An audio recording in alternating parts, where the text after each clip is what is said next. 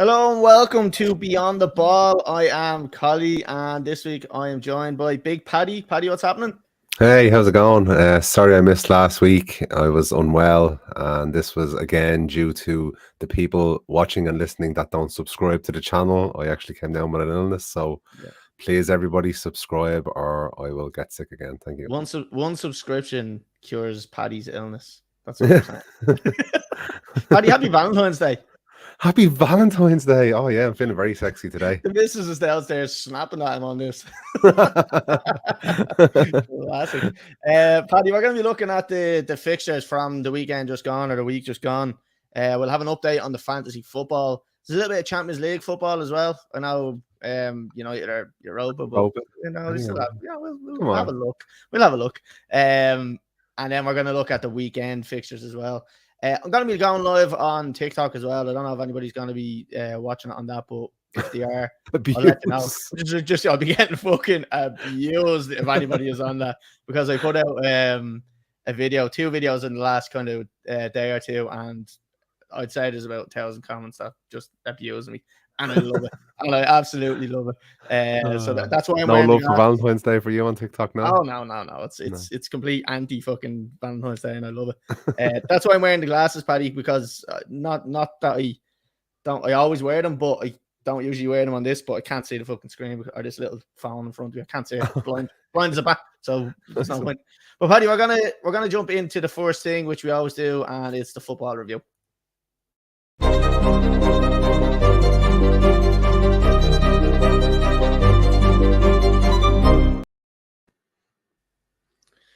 Paddy, the first game, unfortunately, Chelsea and West Ham. You just can't buy a win. I was saying it. It's very difficult now to support Potter. Like I did say it a couple of weeks ago that I am going to try just fucking get behind it and just accept the fact that we're kind of going through this little transition period. But Jesus Christ, when we spent as much money as we have, and we have the players that we have, and we still can't beat West Ham, who are in terrible form. Like, it's hard. It's just hard to watch. It's really hard to watch and hard to support. So, yeah, I don't know. What was your thoughts on that? Were you surprised by this result? No, not in the slightest, to be quite honest with you. And like, Chelsea can't buy a win. And the worrying thing is, and the reason I can't understand why he's not under more pressure is because since he started, there has been no indication that he will be able to get them out of this mess or be able to improve the team as a whole. Because other than one or two results, which I wouldn't even say good results, it's been all bad news since he started. Like, since he started, right? And even like you're saying there, all the results that we've got, they've all come down because Kepa was on serious form and made some unbelievable saves. Like, when we were playing, we were shocking. Now we're after getting a little bit more solid at the back. Paddy Shields after coming in, he's a lot better than what we had, and he's very solid there beside Thiago Silva. But the only reason we were picking up points, even the draws, like even the draws we were lucky to get, like, that's all down to kind of Kepa putting in a good performance and kind of saving his fucking bacon, really. Like, there's, like you're saying, there is no indication that he's the man for the job. And absolutely none. And there's no signs that things are improving. If anything, now, to be honest with you, he must be sitting there with a sheet full of players going, I've never worked with these. How do I test them out mid-season, get them into the team, get them, like, all the players together? Because there's only so much you can do on the training pitch, and you find that out that it's even more difficult when you have European game midweek, Premier League game at the weekend. So you don't really have time to set your team up and figure out what they can do because you're just constantly preparing for the next game. Yeah, I know. Yeah. So no preseason, if you like, Yeah, not really. Sorry, just looking at just on TikTok as well. Luke Doyle's asked, "Who is the man for the job?" I've said it before. There's a couple of people that I would rather in there. Probably just a bit. Big Sam Allardyce spin number one, yeah. But there's a couple that I kind of said before, and I think, like, everyone kind of questions it, like the likes of Pochettino, who everyone will say, oh, he failed at fucking Tottenham. He didn't really fail at Tottenham. Everyone will say he was failed to win the league with PSG. Look, come on, fucking hell, like, do you know what I mean? He's won the league with PSG. Like anyone could do that, you know. Like, but it's really, I do think his man management is better than what Potter's is. That's the only reason. Management his is, I think, his knowledge tactical. of the game. Yeah. As well. Yeah. He's much more experienced. He is. He's a lot better. So like Pochettino would be an interesting one for me. And then like Zidane, I know again everyone will say, oh, he fucking won it with Ronaldo 3 times. But yeah, but whatever. Like, do you know what I mean? At least he got the best out of good players. Like, do you know what I mean? Where Potter can't get the best. He got the best out of the best player in the world. Yeah, exactly. So, but then when he went back, he didn't do much. No, didn't do much after that. Because again, like I said, you could say that Ronaldo was the main reason he done so well. But look, I don't know. At least he has experience at Real Madrid. Like, do you know what I mean? Like Potter has experience at Brighton and in fucking Norway or Sweden or wherever the fuck he was. So that's another one. Obviously with all the Chelsea fans, I think would love Tuchel back, but that's not realistic. That's never going to happen. Yeah, Simeone for me is one that everyone always says. Pochettino would be our best options. Yeah, like I love the thoughts of Simeone coming in there, and everyone will say, "Oh, anti-football." Oh man, inject that shit into me veins. I fucking love anti-football. There's winning football and losing football. Yeah. That's all there is. I love Simeone's tactics, and I know everyone will say, "Oh, it's boring, it's defensive." I fucking love it. Look, I went through the Chelsea era with Mourinho there, like, do you know what I mean, where we were winning games 1-0, parking the bus, like that was sexual chocolate to me. Like I love that. Like, so that's what I would want. I would want someone there that I know can get a result and win the game. So Simeone to me is a good one. But there's a couple options. Like I said, I'm trying my hardest to kind of get behind Potter.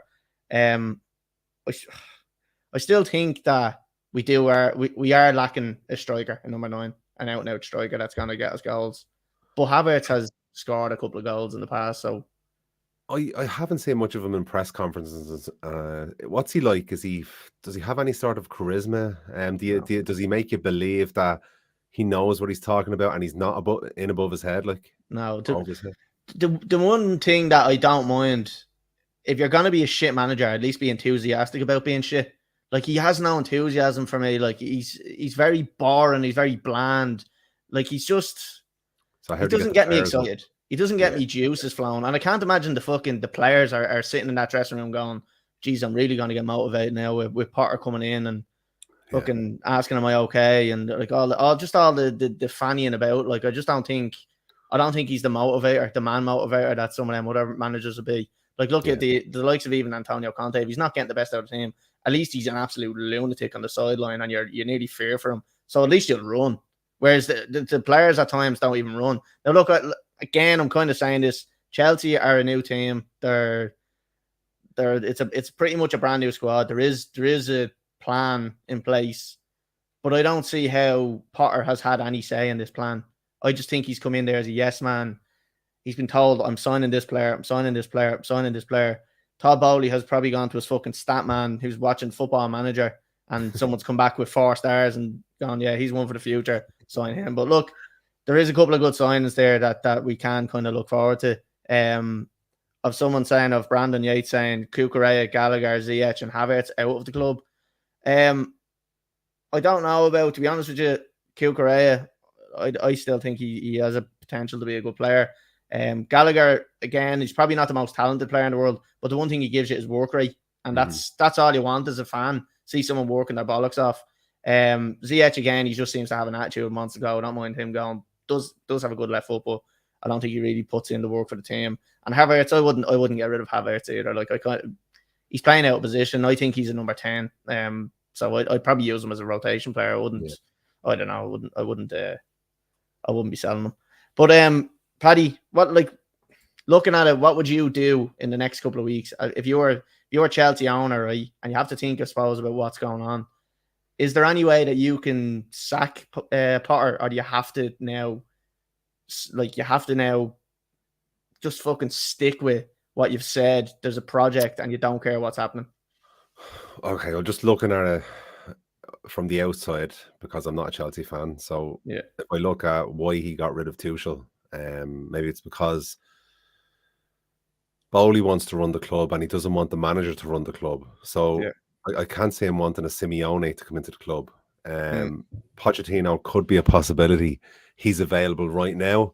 Why he wouldn't go from I don't see what the block would be.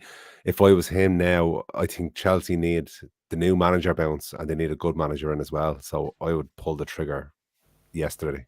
Yeah. Because who have you got this weekend now? Southampton.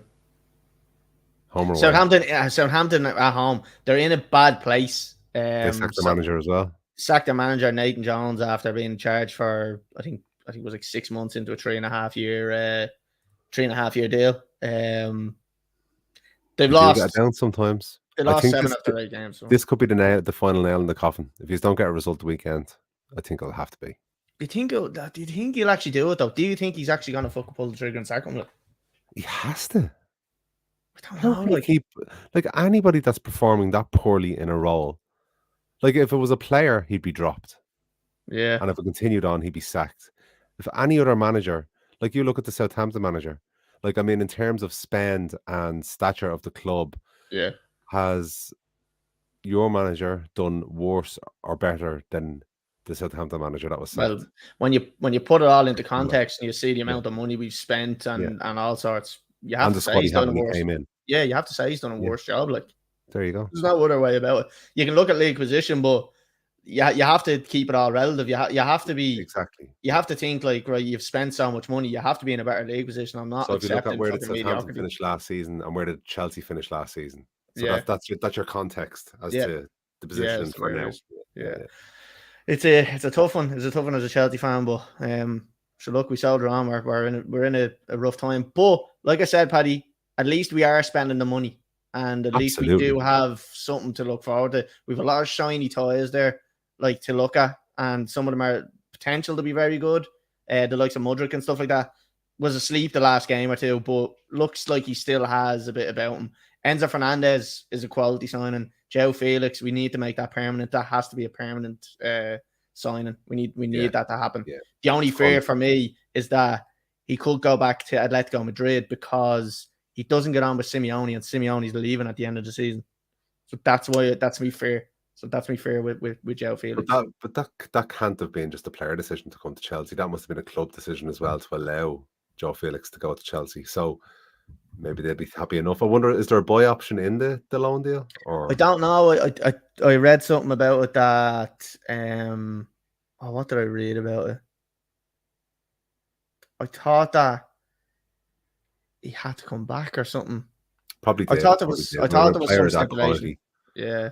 It's unusual for how you got him. Like, was it a financial issue, or again, was it just down to he didn't get on with the manager? I'm sure it was just that he didn't get on with Simeone, and it was a personal thing. He wasn't happy at the club, so Chelsea came in, and that was it. You got him. Like, great fucking signing. You know what player power is like now. If he has a good time at Chelsea, he'll just push to get it done. The agents will as well. David just said in the comments there's no buy option for. Yeah, I think that's what I read, that there was no buy option for Chelsea. So it's going to be difficult, I think, to make him permanent. But they have to just like 200 million. There you go. Fucking throw it at him. I don't care. Like at the end of the day, that money doesn't come out of my pocket. But if we're gonna spend fucking stupid amounts of million on people, 200 million on him is a fucking steal. Like, right, Paddy, we'll move off Chelsea for now anyway. We'll move on to the next game. Leeds and Man United. Talk to me about this one. The informed team. I'll tell. Well, it was a funny story. I went golfing on Sunday morning, and I came back, and the match was on an hour later after that. But my missus said, "Oh, look, we're going to bring the kids on a hike," and I couldn't say no because I was after being golfing all morning. So it was the quickest. After playing like 18 rounds of golf, I was wrecked, and I was brought for a hike up the mountains. But I fucking ran up the mountain, ran back down, dragged the family with me, and I got home for the second half. So got home for the second half. It was 0-0. I was seeing Harry Maguire was playing central defence. Sabitzer and Fred. Fred, who was off his game at the forced Leeds against Leeds in the first game last week. So I was apprehensive. Got into the second half. And then towards the end of the game, we just found a way to win. And again, this is what I'm looking at Ten Hag and thinking to myself, look, we're not going to win the league this season, but next season after, if he continues on this trend of getting the best out of players that haven't been performing and getting the best out of the very, very depleted midfield against a Leeds team that were resurgent, because we've seen it against United during the week in Old Trafford. You would expect them at Elland Road to be even better again, but Ten Hag looked at the first game, figured out how to control it, which he did, and we ended up getting a comfortable 2-0 win. And also Rashford's form, he's on better form since the World Cup than Haaland. The club is, in the last 12 games, are leading the form table. And Garnacho last week, he worked with him to say, you have to finish, you have to do this. And what does he go and do? He goes and scores a goal. So he's obviously motivating in the right way. Yeah, we have Brandon in the comments there saying Rashford is a beast. He has to say it is. Like, I was actually only talking to one of the lads in work there about Rashford. Like, I know that this isn't going to be something they want to do, and it's probably not something that they're ever going to do. But if you were to sell Rashford right now, you're talking the guts of 150 million for the player that he is at the moment. You can, and that's what I mean. No, I don't think if you said to any Manchester United fan, 200 million and you sell Rashford, I don't think one of them says yes. And you know what the major reason is? Because there isn't a lot of really top quality strikers out in the market at the moment. No, that would even be near available. No. And like the ones that you would think of that you'd want in your team are aging now. Like, I'm thinking even Harry Kane now going into next season. He's 29. Yeah. He's going to be 30. Like, and if you're looking at, I wouldn't be wanting to spend 150 million on Harry Kane now at this age. 2 years ago, maybe, yes, definitely. But now, no. But what you see in Rashford's game now, and I've always had faith in him, I really have. You can go back and look at the podcast. I've always said it. He's top quality. But what he's added to his game now since Ronaldo left is his heading ability. He's scoring with his head. He's scoring with his left. He's scoring with his right. Used to be that, he preferred playing on the left, because I think he got away with having a bit of responsibility when you're playing out on the left. You're not the out-and-out striker, but you're seeing now when he's being moved, because the Austrian sausage is doing fuck all in the middle of the park. He's being moved into the centre, and he's relishing that responsibility now to be the top man of the team, to be the one that the team are relying on to win games. And look, he's doing it. And I can see him maybe catching Haaland this season for goals. That's controversial now. That is a controversial one. But Paddy, I know you were saying there, the massive difference is the fact he's scoring goals. I think one of the biggest difference, and this is probably why he's scoring goals, is the attitude has completely changed. I don't know whether Ten Hag pulled him aside and said, "Here, look, you're a great player. You've got all the talent in the world, but you've a fucking shocking attitude." Because the guts of 2 seasons ago, even last season, I suppose, at the start of it. It wasn't 2 seasons ago, because we finished second then. Yeah, even last season, like United fans were saying, like, "Oh, get rid of him," because there was times in games when he's walking around, like, and he looks disinterested. But you can see he's turned it around, like, and it's good. It is good to see as a United fan that Rashford has turned it around. No. But every player last season, had their head down and wasn't running around for whatever reason. The clout, I don't know what happened last season, but Ten Hag has come in. He got rid of the players that he knew he couldn't fix. And he kept the ones. Well, I think there's still one or two. I think Martial is one that is just, we're just not going to get anything out of him. And I think the best thing for him as well would probably be a move, to try and get a move to maybe a Tottenham or something like that. Move to France, I think. I think he needs to get out of England. I don't know whether England suits him. I think he needs somewhere that you'll get a bit of space to run, and France gives you that. Even Spain. He went to Seville, didn't he, on loan? And he got injured and it didn't go too well for him. But Garnacho, good signing. But you could see now Sabitzer as well. I was very, very impressed the weekend, and against Leeds last week. It wasn't his fault that we conceded the goals. A shrewd loan deal, I have to say, considering the club's up for sale. They didn't really want to sign anybody in January. He seems to be filling a hole there, and to have him and Casemiro back, because Casemiro's not injured. He's only out for one more game against Leicester. We'll be back against Barcelona. I think Ten Hag he knows what he's doing. He's a football man, and he seems to be making all the right decisions so far. And I suppose not the good thing for me, but the good thing for you is that you're able to see that United are still able to win these type of games, which should be a very, very difficult game against Leeds without Casemiro. So you're not completely reliant on one person. You're able to use the whole squad, and you're able to bring people in. Look, we all know Fred's not going to be fucking anywhere near the likes of Casemiro. McTominay the same. They're not the standard.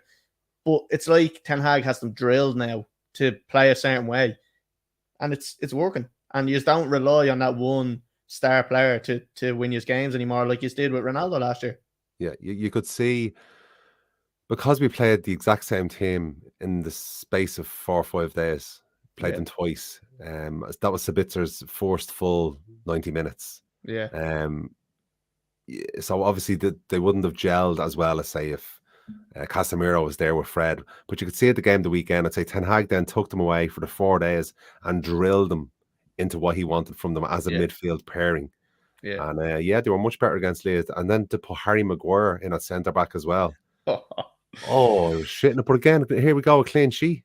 Him and Martinez. It was very close because he got caught on the ball once, and he in fairness, he recovered it kind of well, but like the ball went back to him. He stands there for about 10 minutes and tries to pass it back and then gets dispossessed. But look, that's Harry Maguire. You know, Harry Maguire is fucking Harry Maguire. You're always going to get that with him. Like that's kind of it comes as a package deal. Like so what else to add on Manchester United? No, but just I think it's going to be a difficult 10 days because we've got Barcelona, then 3 days later Leicester, then 3 days later Barcelona, and then 2 days later Newcastle in the final. So that's the only apprehension I have about the final, is that we have 3 massive games before it, within the 10 days before it. But then I'm looking at Newcastle, and in their last 5 games they've drew 4 of them, 1-1. So they're not slight dip. Yeah, they're not. How would you say, their form is dropping a bit? So yeah, interesting couple of weeks ahead. Cool. Right, we'll move on to the next one. And Paddy, Jesus Christ, man, I got absolutely abused on TikTok for this. Sorry, before we jump on, Brandon said, hope Kante is a beast for Chelsea when he's back, missing them badly. Kante, like if we could get Kante in there with Enzo Fernandez, that's an outrageous midfield. Like the two of them just sitting there. Oh, that's porn for me. But anyway, I thought like. But the problem with me is that he earns so much. Look, to be honest with you, again, financials comes down to don't really care. It's not coming out of my pocket. He's getting paid so much, but he's injured 95% of the time. And it's bad because he's so good. Like when he's fit, he's one of the best midfielders, if not the best midfielder in the world. Like, you know, he's so good. Like, and if we could get him fit, his contract is running up. They are talking about getting that contract extension done. I haven't seen any confirmation on it, but there is chit chat here and there about kind of getting that done. You can get that done and we can get him back fit. He just keeps pulling muscles, hamstring injuries, knee, or I think it's all hamstring injuries and thigh injuries and stuff. Yeah, he's gone. He's fucked. Like, so yeah, look, I'd love to get him back, but sure we'd all love that. Right, Paddy, Liverpool 2, Everton 0. Like, can I just say, and I got absolutely abused on TikTok. And to be honest with you, I put the video out because I knew I was going to get abused anyway, so I didn't really care. But what the fuck is all the celebrations for? Like Klopp, like I know everyone will say, oh, we're after winning a derby. It's a massive game. It's a great win for us. And like, yeah, okay, right. There's ways of celebrating and there's ways of overreacting, and that's an overreaction. I know it's probably he wants to please the fans and kind of go over and get them back on his side. Not that they weren't on his side, because Liverpool fans will stand by Klopp no matter what happens, but I just feel like it was a bit of a show, and I felt like it was a little bit forced, and you kind of went over just for the sake of it. I didn't really buy it.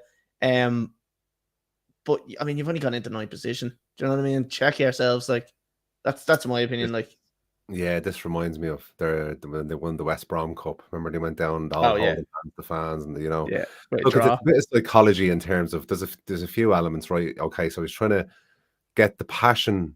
He's trying to show the passion that he wants in the player.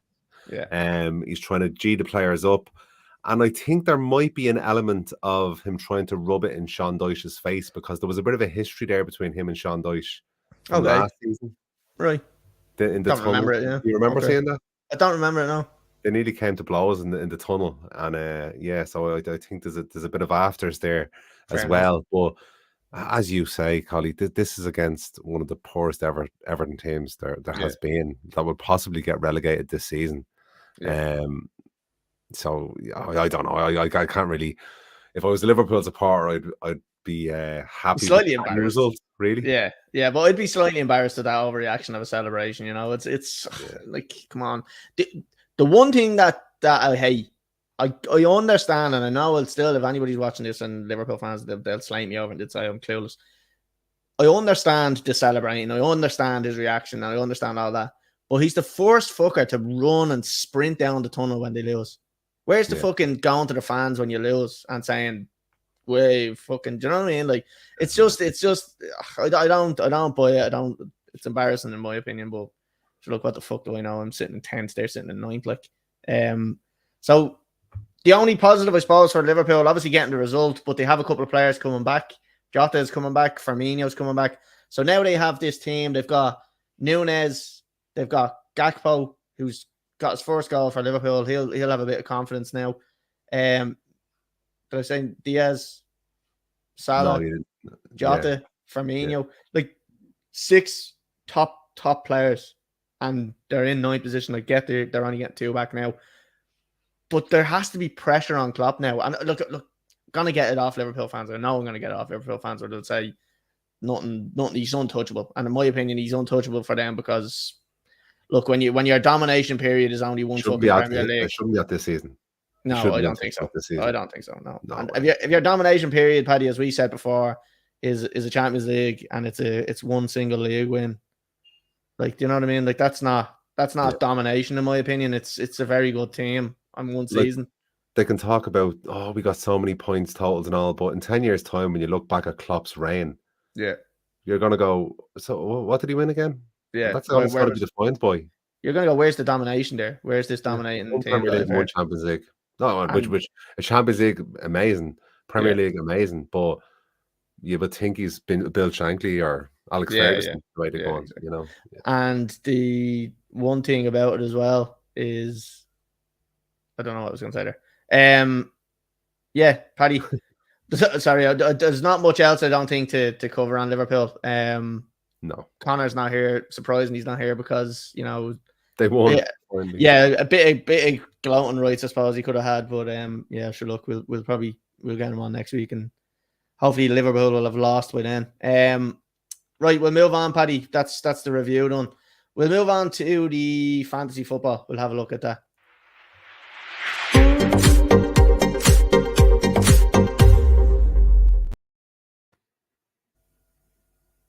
Right, Paddy, I'm going to pull up the fantasy football. I tell you what, Paddy, I don't think you were on last week, but I played me triple captain on Rashford. Did you do that? No. You played your triple captain, and then you're doing your fucking bench boost as well. So you're after really coming back into it. Oh, yes. Bench boost this week worked out a treat. So for anyone that is watching on TikTok, you can go off to YouTube and see what we're actually doing here. So this is my team. Jeez, I nearly leaked my team for this week, Paddy. I'm going to go back to YouTube and pause that. No, I haven't made me subs. Bench boost I played this week, Paddy. I've got 64 at the moment, and the average is 42. So I have kept it in goal, only got 2 points. Paddy Shield got 1. Ben White with 2, Saliba with 2, Trippier with 2. So nothing really happening there. I brought Grealish in. I had to bring a Man City player in, and I wasn't sure who to do it, but I probably should have brought Mahrez in. But I took a gamble and went with Grealish because he was playing a lot of minutes. So of course he gets taken off. So he got an assist, so I got 5 points from him. 8 with Rashford, 3 with Fernandes, 2 with Odegaard, 8 with Haaland as captain, 2 with Kane. But on me bench boost, Paddy, the bench, look at this. It's beautiful. It's a thing of art. Thing of beauty. 3 points with Ward, 10 with Almiron, 12 with Shaw, and then 2 with Johnson. It's gorgeous, you know. Very good, yeah. Great week and great use of our bench boost. Yeah, and I had to use it. I made a sub there last week. I think I had Edward off Crystal Palace, who wasn't really getting on the score sheet, and I held off for ages on using it, and made one sub, brought me in. I think, who did I bring in? Sorry, who the fuck was it? Sorry. Grealish. Getting Grealish in and got him out, and then I was able to use it, and it worked out 3. So, where is it? We're going to go to your team here now and see how you done. So, you want to talk us through it? Just average. Just average. Just above average slightly. Just average, Paddy. And that's what I'll be getting called on Valentine's night. Ederson in goal, 2. Trippier, Schär. Pretty much the same as yourself. Arsenal, Yeah. not much done in defence. Almiron, 10. Back performing because he had a couple of bad weeks. Yeah. So it was good to see Wasn't him back scoring in the much. slushy. Yeah. Odegaard didn't do much for me. Rashford, Fernandez, same as yourself. Haaland, captain. So very similar actually. It's just you have your bench boost. So that's how you got the extra points. Yeah. And then Kane. So we've got a few players to still play. Yeah, a few points there on the bench, but again, nothing really to talk about. Martial, have to shoot him. Oh yeah. You done what I done. You brought Mudryk in. I took Mudryk straight back out. I seen enough of him. I just I think he has potential to score a lot of points, but I'm not hanging around for him to hit form. It's going to take a few games. Yeah, I think it's going to be tough. Paddy, I'll bring up. He's got Southampton at home, so I'm hoping if he's going to do anything, he'll do it then. Yeah, I'll bring up Connor's team. Sorry for the league. You're first, I'm second. Connor's third. You're only 21 points ahead of me now at this stage, so it's getting tight. Connor had 40 points this week, average being 42. He'd Pope and goal, Saliba, Cancelo still in his team. He's Schär, he's got Cody, Almiron, Trossard for 6, De Bruyne with 2, Haaland with 4, Kane with 4 as captain, Watkins with 7, and he had Pereira on the bench. Pereira is actually going to come in and give him 6, so he'll have 46, which isn't too bad. And then he's got Zuma, who's injured, and De Silva on the bench. So it's not much to write home about. We'll check the actual overall league, Paddy, and see who's at top. It's been a massive battle, I think, between Collie Lamb and O'Shane. Oh, Collie's have to drop him down. Right, O'Shane Kane's still top of the league with 1-4-9-4. Up at the second is Lee Dillon. He's after climbing up there a few because I think he was about 5th or 6th there for a while. So 1-4-7-7. Then Dane Fletcher 1-4-7-1. Collie Lamb in 4th with 1-4-6-5. Alan Donovan in 5th. That's a good week from Alan. With 1-4-5-7. Andrew O'Rourke in 6th with 1-4-5-1. Johnny Murphy in 7th with 1-4-4-4. Sonny McGreevy 1-4-3-2.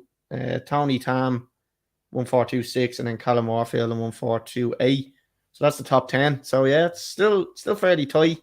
Guts of about 50 or 60 points between 1st and 10th.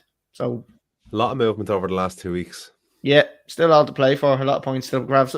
I think we'd be forgetting, Paddy, that we're only just gone past halfway of the season. I know now we'd kind of be thinking that we're 3/4 of the way through, but because of the World Cup, we're way behind. So still plenty of football to play. Games to go, yeah, definitely. Right, Paddy, we're going to move on to the predictions.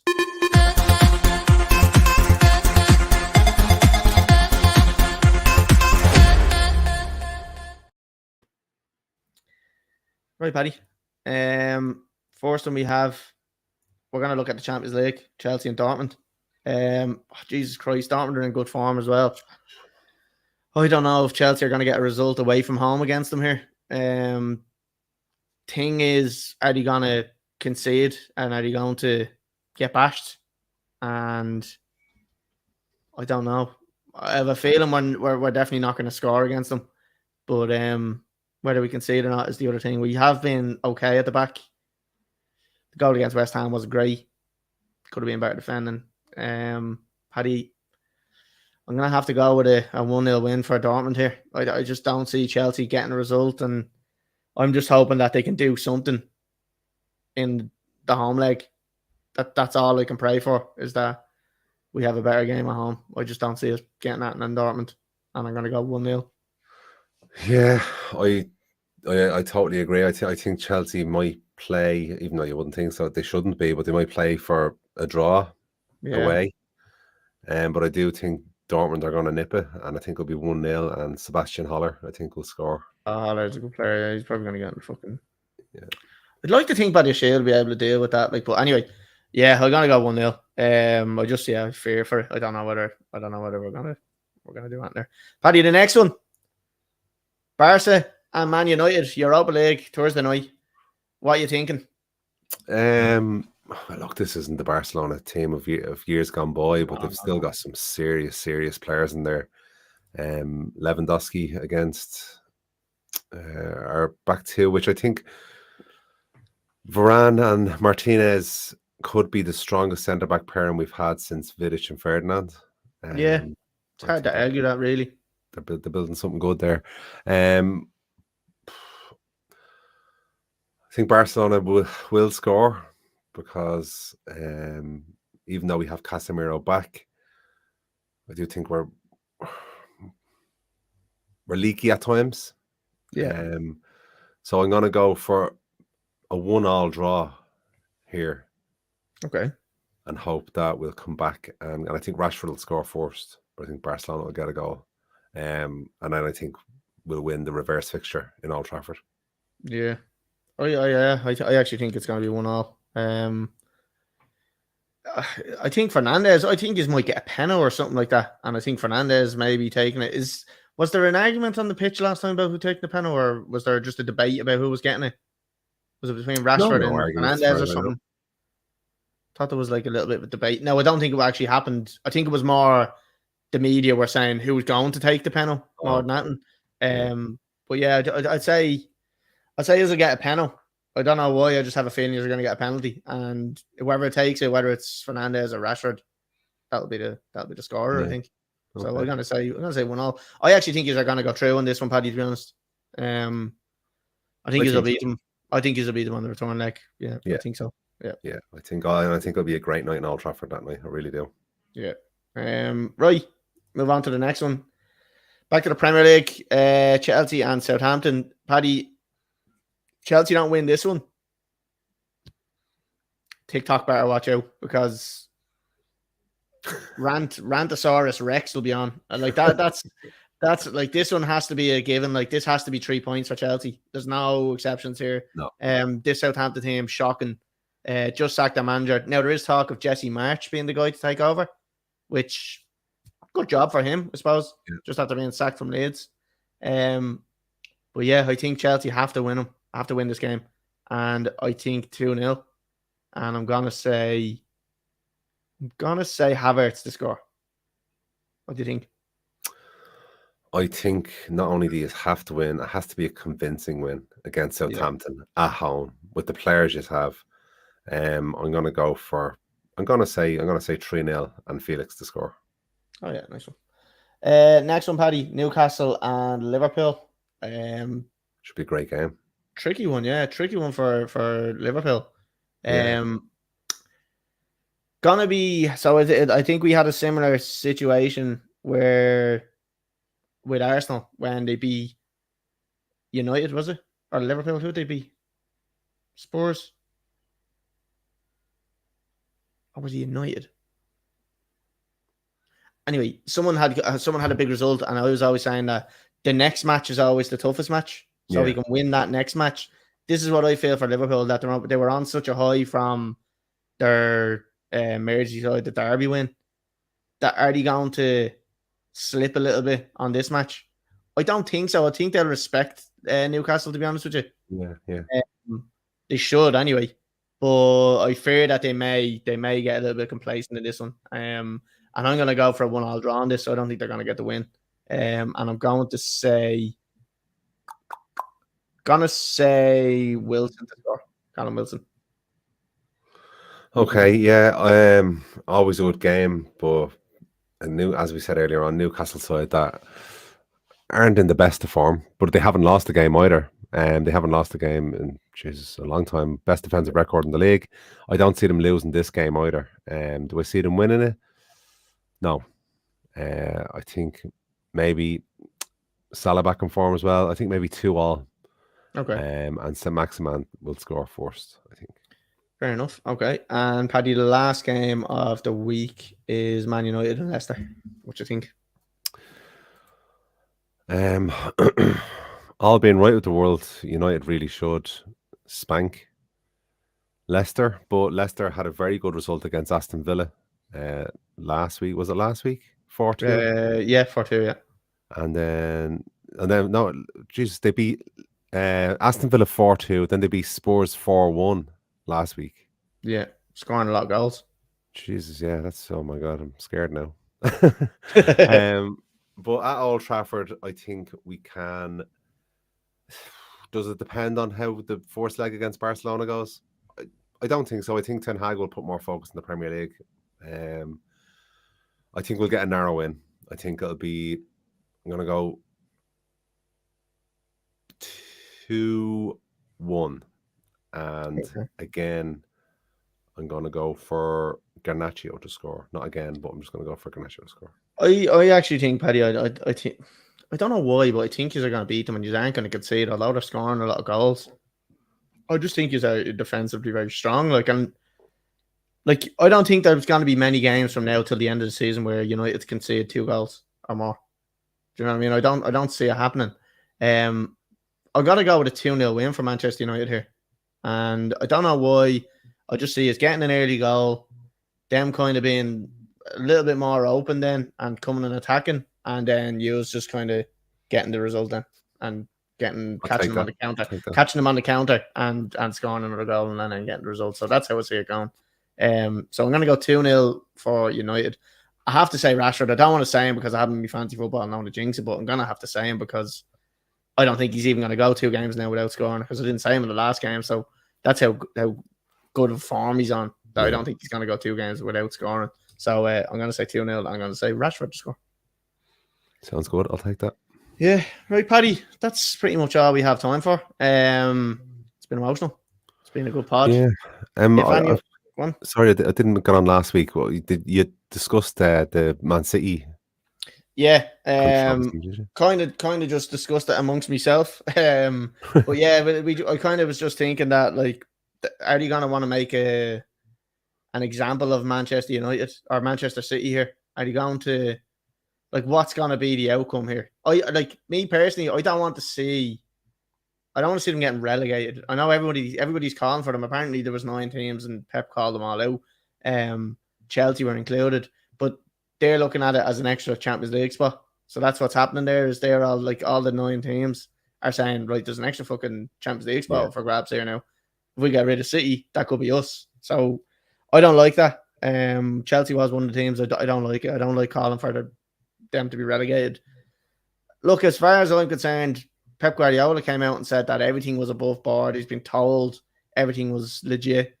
How true it is, we'll find out, I'm sure, sooner rather than later. But I don't know. What's your thoughts on it anyway? Over 100 charges. It's not the 100. Yeah. It's close to 135 charges. I'm hearing stories that some of them were retracted fairly quickly. Right. Some of them aren't that important, but from all the news that I'm reading, it's either going to be no punishment because they're completely innocent, or else it's going to have to be some serious punishment. There's going to be none of this in between stuff like they got with UEFA last year or the year before. Remember, they were nearly got banned the Champions League stuff. Yeah, nearly got. I think they got fined 10 million. Yeah. But there was discussions as to how well that investigation was run. This one now, it could take 5-6 years to run its course completely. Yeah. But it's going to be one of those. Yeah, it's either going to be no punishments again because they're completely innocent, or else it will be massive. Yeah, I don't want to see it. Like, personally, I just don't want to see it. I just want to see City are doing well. They've got quality players, quality manager. It's good for the league to have them in it. I know, like, Pep Guardiola is coming out and saying that, like, we'll be here when we get sacked and or if we get relegated. And he's like, we've gone through it all already in League 2 and we've made our way all the way up here. I don't think he'll stick around. If City get fucked down into League 2 or in fucking Conference League or something, he's gone and all the players are gone as well. Nobody's going to hang around and waste 3 years going through divisions, like, get back up to where they were. Like, you know what I mean? There's no way that's happening. So I don't want to see the severe punishment like we're talking about, but at the same time, what like, how bad are the breaches? You know, like, it's hard to know. And my fear now, Paddy, is that are Chelsea going to get stung with this in a couple of years' time? With the way this is what I was about to say. Now, if Chelsea were doing big business, long before Man City, with Abramovich, yeah, but it was all done above board, even Yeah. though clubs were saying, "Oh, you bought the league this, you bought the league that." The exact same thing we were saying about Man City, Yeah. but was definitely some fiddling going on with Man City because you're hearing about second accounts being set up for managers that were being paid off. Roberto Mancini in particular, that story came out that Yeah. he got his compensation, and then there was a second offshore account set up as well. Yeah. So yeah, we'll have to wait and see. But if it was my club, to be quite honest with you, I would be like, you're a Chelsea supporter. You got the abuse for years about your club spending too much money, and you were proud still to be a Chelsea fan. Oh yeah. If Qatari investors came in now to United and spent hundreds and hundreds of millions, and an investigation or something like this happened, while the investigation was ongoing, I'd be still like, well, I don't give a shit really, to be honest with you. Exactly. We're playing well, we're winning everything, so fuck off, mind your own business. Exactly. And like everybody loves to jump on the old, you're buying the league bandwagon. Do you know what I mean? Everybody loves to slag everybody about until it happens to them. All of a sudden they're on board with it. Like, and no one will ever say, like, when that happens, everybody always turns complete U-turn and be like, I never said that. Like, completely denial down to the ground. Like, you know, like, and like, even when they came out that there was potential Saudi owners coming in for the likes of United, Liverpool, like, I was messaging people and everyone was like, I'd love it. And like, they're the fuckers that would abuse me over Chelsea. Like, and every single one of them would call them Chelsea. You know what I mean? Because they're Russian fucking investors. Like, so you know what I mean? Like, it's fucking, it's gas. It is. People are very fickle. Like, and it's funny. Like, it's all great banter in the world of football. It is. Though, it's like, great. Yeah. And to be honest with you, even because I would have said it as well about Chelsea buying the league. Oh yeah. But then it is just trying to wind the Chelsea fans up. 100%. Yeah. And that's all it is. It's all in my own mind. I'd be going, I wish we spent that much, and we did spend as much as City. Man United, you know. So yeah, I can't really say it's all great banter, and like, you know what I mean. It's all fucking tongue in cheek as well, and even the videos that I put up on TikTok, you know, it's all just to wind people up, and I do it very well. People take it personally and get personal. I don't mind that. Like, it's kind of funny. Like, the box room in your mom's house looks lovely. The box room was lovely in my mom's house. So I think I better get me ideas together and get myself my own house. You know, like, when they find out that's your house, I tell you, I don't know what they'll say. Yeah, it's ridiculous. But look, I enjoy it. I think it's funny. If anybody knows me, I don't think there's a way of winding me up. So like, or offending me, I suppose. So yeah, I didn't mean pissing against the wind against me. But Paddy, that's all. We're gonna wrap it up there. It's been good. It's been a good podcast. If anybody is watching on YouTube, Facebook, or Twitter, make sure you hit follow, subscribe, like, comment, all the good stuff. If you're on Apple Podcast, if you're on Spotify, rate it 5 stars, share with your mates, whatever you can do to help support it. If you're following us on any of our social medias, Instagram or anything like that, make sure you go over to TikTok as well and follow us there, because we're putting a good few videos out. Paddy, you're doing reaction videos for United games when you can. I'll be back this week. I couldn't last week because, again, the lack of subscribers made me feel ill. Yeah, so. and we hope you get well soon, and we hope we get loads of subscribers so you can get better. So Paddy, we're gonna leave it there. Nice for being on, all right? Cheers, man. Good to be back. Sound right. We'll talk to everybody next week on Tuesday at 8 p.m. See you then.